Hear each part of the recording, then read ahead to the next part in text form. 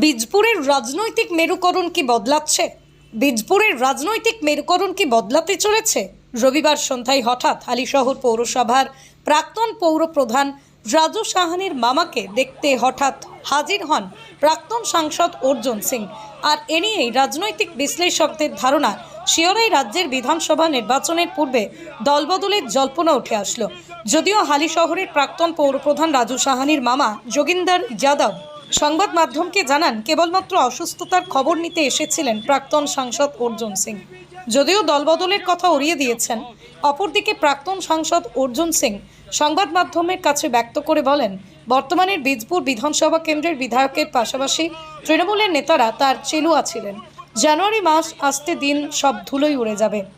তার পাশাপাশি তৃণমূল নেতা প্রবীর সরকার জানান, দলবদলের কথা উড়িয়ে দিয়ে বলেন, অর্জুন সিংকে ইঙ্গিত করে বলেন উনি স্বপ্ন দেখছেন, স্বপ্ন নিয়েই থাকুন। দেখুন হালিশহর থেকে সতীনাথ ভট্টাচার্যের বিস্তারিত। অর্জুনদা কখন বাড়িতে আসলো আপনার বাড়িতে? এই তো এক্সিডেন্ট চলে গেল। কি বললো আপনাকে? না না, আমার কিছু বললো না। আপনি হ্যাঁ খারাপ আছে, আমার পাওয়ার এই আছে, ড্রেসিং আছে, আমার শরীর খারাপ আছে। হ্যাঁ, উনি দেখতে এসছেন, দেখে চলে গেছে। কতক্ষণ ছিল অর্জুনদা? ওই বসেছিল, চাটায় খেলে চলে গেছে। কিছু মানে আপনাকে আপনার অসুস্থতার খবর পেয়ে কি এসেছিল? হ্যাঁ, উনি খবর পেয়েছিলেন হ্যাঁ। কোথাও থেকে, উনি হ্যাঁ। দেখা করতে এসছেন। বস হ্যাঁ, হয়ে গেল। না কিছু বললো কিছু বললো কিছু না, বললো কিছু বলেনি। খালি কুশল বিনিময় করলো? হ্যাঁ, বস ওইটা দেখলো, হ্যাঁ বস চলে গেল, হয়ে গেল আর কি। হ্যাঁ, রাজনীতি নিয়ে কোনো আলোচনা হচ্ছে? আপনি তো দীর্ঘদিনে সিপিএম এর সঙ্গে বাম দমনের রাজনীতি করেছেন। ছাড়ুন না, ওসব ছাড়ুন। না আগামী দিনে কি দল বদলাতে ইচ্ছা আছে? দল ফলে এখানে কোনো হিসাব নেই। ওসব তার মানে আপনার না, তার মানে আপনাকে মানে অসুস্থ দেখতে এসেছিল? TMC ঝান্ডা ধরেছি, হ্যাঁ টিএমসি তে আছি। হ্যাঁ হ্যাঁ, বিজেপি এতে ছিলাম, সিপিএম এ। হুম টিএমসি ঝান্ডা ধরিয়েছি অর্জুন সিং, দীনেশ ত্রিবেদী। হ্যাঁ, আর আমি চিরকালে টিএমসি। মানে আপনি দল বদল করবেন না? না না, ওসব বলছি কাকাবু আপনার নাম কি? যোগেন্দর যাদব। আপনি কে হন ওই রাজু সাহানির? ও মামা। আমি কালকে শুনেছি প্রাক্তন সাংসদের আসার ব্যাপারটাও আপনাদের চ্যানেলের মাধ্যমেই দেখেছি এবং তার বাইকটাও দেখেছি। পালোয়ান মামা বলে যিনি আছেন, আমরাও তাকে মামা বলেই ডাকি।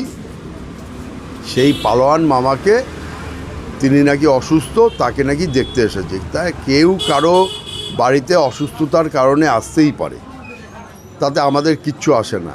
বাকি রইল দল পরিবর্তনের ব্যাপার। দল পরিবর্তনের কোনো জায়গা নেই, কারণ হচ্ছে গিয়ে বাংলার রাজনীতিতে মমতা বন্দ্যোপাধ্যায় এবং অভিষেক বন্দ্যোপাধ্যায় যেভাবে মানুষের পাশে দাঁড়িয়ে মানুষের নিত্য প্রয়োজনীয় সমস্যার সমাধান থেকে আরম্ভ করে বাংলাকে এগিয়ে নিয়ে যাচ্ছে, তাতে মানুষ অত্যন্ত খুশি। এবং হালিশহর বা বীজপুরের বুকেও বিধায়ক সুবোধ অধিকারীর নেতৃত্বে এখানকার মানুষ অত্যন্ত শান্তিতে আছে, অত্যন্ত ভালো আছে। এক কথায় বলা যায় ভালো আছে। স্বাভাবিকভাবেই দল পরিবর্তনের কোনো প্রশ্নই আসে না। হ্যাঁ, ওনার শরীর খারাপ ছিল, খবর পেয়েছিলাম, তো দেখা করতে। এটা একদম আমাদের পারিবারিক ম্যাটার, এখানে রাজনীতি না নাই। কিন্তু উনি সবসময় আমাদেরকেই সাপোর্ট করেন, এখনও আমাদের সঙ্গে আছেন, আগামী দিনও থাকবেন। কোনো সমীকরণ বদলের ইঙ্গিত বীজপুরে? বীজপুরে এই দুই ভাই শাসন থাকবে না।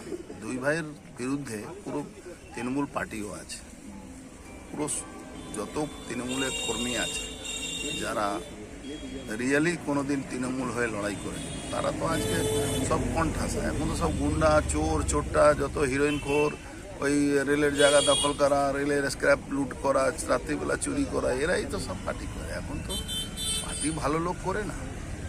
আপনি পা দিলেন বীজপুরে, ইঙ্গিত অন্যরকম দেখালো, তাহলে কি তালিকায় আরও কেউ আছে? অনেকে আছে, অনেকে আছে। আপনি ঘোষণা হতে দিন ইলেকশন কমিশনে, পুরো বীজপুরের নিচের তলা থেকে পুরো মাটি সরে যাবে। হালি শহরে ব্যাপক পরিমাণে হচ্ছে নিজেদের মধ্যে একটা দ্বন্দ্ব তৃণমূলের। সেখানে দেখা যাচ্ছে কেউ কেউ হচ্ছে মারও খাচ্ছে, চেয়ারম্যান ঘনিষ্ঠ, বিধায়ক ঘনিষ্ঠ। ওদের মার খাওয়া, ওদের পয়সা করা, ওদের সব নিজের ব্যাপার আছে, ওর মধ্যে আমি থাকি না, আমাদের থাকাও দরকার নেই। আমরা আমাদের কাজ করি, আমরা একসঙ্গে থাকি। আমরা রাজনীতি থেকে বেশি আমি পারিবারিক সম্পর্ক রূপে বিশেষ